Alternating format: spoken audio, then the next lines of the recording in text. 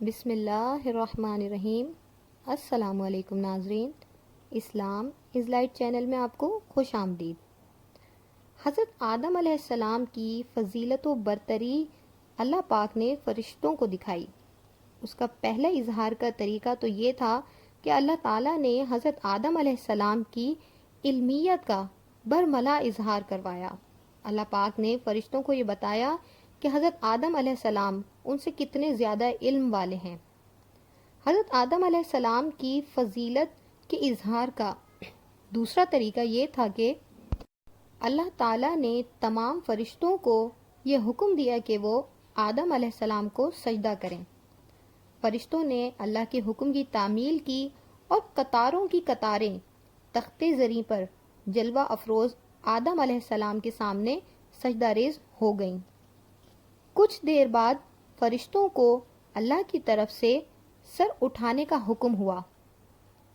انہوں نے سجدہ ختم کیا تو یہ دیکھ کر حیران رہ گئے کہ عزازیل یعنی کہ ابلیس نے اللہ کے حکم پر آدم علیہ السلام کو سجدہ نہیں کیا تھا۔ وہ نہایت ڈھٹائی سے گردن اکڑائے کھڑا تھا۔ اللہ تعالیٰ کو عزازیل کی حرکت سخت ناپسند ہوئی اور اسے پہلی بار ابلیس کے نام سے مخاطب کرتے ہوئے اللہ پاک نے فرمایا، اے ابلیس، کس چیز نے روک دیا تجھ کو کہ سجدہ کرے اس کو جسے میں نے بنایا اپنے ہاتھوں سے؟ تو ابلیس نے کہا، اے اللہ، میں آگ سے بنا ہوا اور یہ سڑے گارے سے وجود میں آیا ہے، میں اس سے افضل ہوں، اس لیے اسے سجدہ نہیں کروں گا۔ بعض علماء کرام نے اس مکالمے کی مزید تفصیل اس طرح سے بیان کی ہے کہ ابلیس نے اپنی طرف سے کچھ منطقی دلائل اس طرح سے پیش کریں کہ جیسے کہ اگر مٹی کو پھینکا جائے تو مٹی نیچے کی طرف گرتی ہے اور جب آگ لگائی جائے تو آگ اوپر کی طرف اٹھتی ہے۔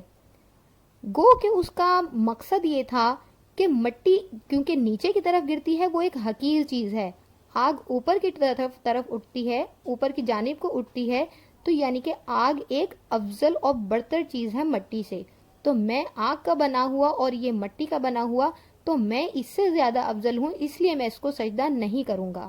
یہ منطقی دلائل شیطان نے جو پیش کی یہ اس کی انا کی بنا پہ تھیں، اس کی اکڑ، اس کی انا اور اس کی بدبختی نے اس کو اس حال میں لا کھڑا کیا کہ وہ اللہ کی بارگاہ میں ملعون ٹھہرا۔ ملائکہ دم بخود یہ گفتگو سن رہے تھے۔ ابلیس ملعون اپنے اندر کی آگ اگل کر خاموش کھڑا تھا۔ در حقیقت ابلیس فرشتہ نہیں تھا، وہ ایک جن تھا۔ اس کی تعمیر آگ سے ہوئی تھی اور آگ کی خاصیت جلانا اور راکھ کرنا ہے۔ ابلیس نے ہزاروں برس اللہ کی عبادت کی تھی، لیکن آج اس کی آگ نے اسی کی فضیلت کے پر جلا دیے تھے۔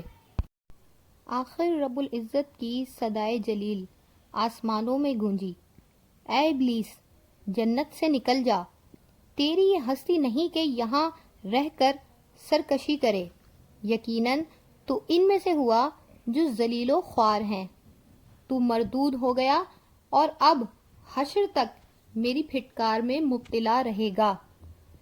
ابلیس کی ہٹ دھرمی عروج پر تھی، وہ سراپا شیطان بن چکا تھا۔ اللہ کا غضب دیکھ کر بھی اس ملعون کی گردن خم نہیں ہوئی، وہ کسی پشیمانی کے بغیر ڈھٹائی کے ساتھ کھڑا رہا، کہنے لگا، اے اللہ، مجھے حشر کے روز تک کے لیے مہلت دے کہ میں تیری اس نئی مخلوق کو گمراہ کرنے کی کوشش کر سکوں۔ مجھے یہ اختیار بخش کہ میں نسل آدم کی نگاہوں میں آئے بغیر ان کے دماغ اور دل کو متاثر کر سکوں۔ میری رسی دراز کر دے تاکہ میں تیری جہنم کے لیے ایندھن فراہم کرنے کے کام میں لگ جاؤں۔ یہاں پر ہمارے لیے یہ بات غور طلب ہے کہ جہنم کے ایندھن سے کیا مراد ہے۔ جہنم کا ایندھن انسان ہوں گے، وہ انسان جو اللہ کی ذات کے ساتھ کسی کو شریک ٹھہرائیں گے وہ جہنم کا ایندھن بنیں گے۔ اللہ تعالیٰ نے فرمایا، ٹھیک ہے ابلیس، تجھے وقت معلوم تک کے لیے ڈھیل دی گئی، تو اپنی سی کوشش کر کے دیکھ لے۔ ارشاد باری تعالیٰ سننے کے بعد ابلیس نے اپنی خباثت کا مزید اظہار کرتے ہوئے انسان کے متعلق کہا، اے اللہ، میں روئے زمین پر تیرے ان بندوں کو گمراہ کرنے کی ہر ممکن کوشش کروں گا، آگے پیچھے دائیں بائیں غرض کے ہر جانب اور ہر طریقے سے ان پر وار کروں گا۔